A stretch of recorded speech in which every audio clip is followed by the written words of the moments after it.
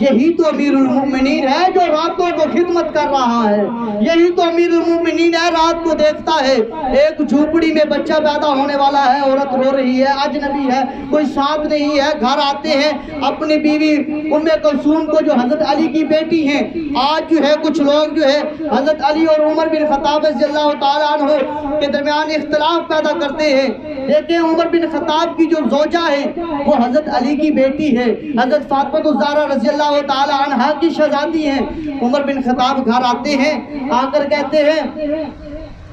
کہ اے کلثوم، اللہ تبارک و تعالیٰ نے تیرے لیے نیکی کا بندوبست کیا ہے۔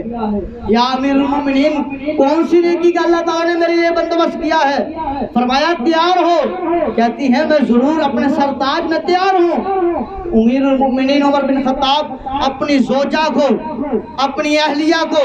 حضرت علی کی بیٹی کو، حضرت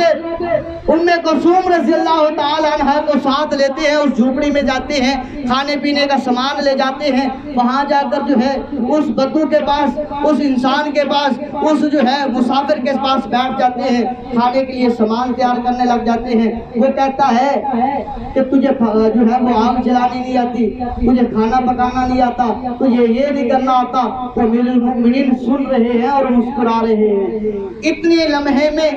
اندر سے آواز آتی ہے، امیر المومنین مبارک ہو آپ کو، اور اپنے اس ساتھی کو، دوست کو مبارک دے دو، اللہ تعالیٰ نے اسے بیٹا عطا کیا ہے۔ وہ شخص جو باتیں کر رہا تھا کہ آگ جلانی نہیں آتی، وہ شخص جو باتیں کر رہا تھا کہ تجھے کام کرنا نہیں آتا، وہ شخص جو باتیں کر رہا تھا تجھے یہ نہیں کرنا آتا، جب اس نے لفظ سنا نا اندر سے، امیر المومنین اپنے اس ساتھی کو بتا دو کہ اللہ تعالیٰ نے اسے بیٹا عطا کیا ہے، اس وقت جو ہے وہ قدموں میں گر جاتا ہے، معافی مانگنے لگتا ہے کہ آپ امیر المومنین تھے، میں تو اس طرح کی باتیں کرتا رہا۔ اللہ اکبر، یہ تھے امیر المومنین، یہ تھے حاکم وقت، یہ تھی ریاست مدینہ والے۔ اللہ تبارک و تعالی ہم سب کو نبی رحمت صلی اللہ علیہ وسلم کے غلاموں کے بتائے ہوئے طریقے کے مطابق زندگی بسر کرنے والا بنائے، اور ملک پاکستان کے ساتھ وفادار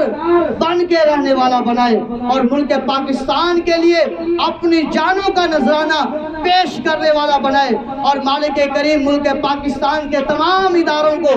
نبی رحمت صلی اللہ علیہ وسلم کے پیارے خلیفہ، پیارے یار، مراد مصطفیٰ، امیر المومنین، عادل کے شہنشاہ، امین شہنشاہ، امانت کے شہنشاہ اور صداقت کے بادشاہ جو ہے امیر المومنین کے بتائے ہوئے طریقے کے مطابق اس ریاست پاکستان کو میرے کریم اللہ قانون نافذ کرنے والا، اس کے مطابق جو ہے تمام مراحل کو جو ہے وہ چلانے والا بنائے۔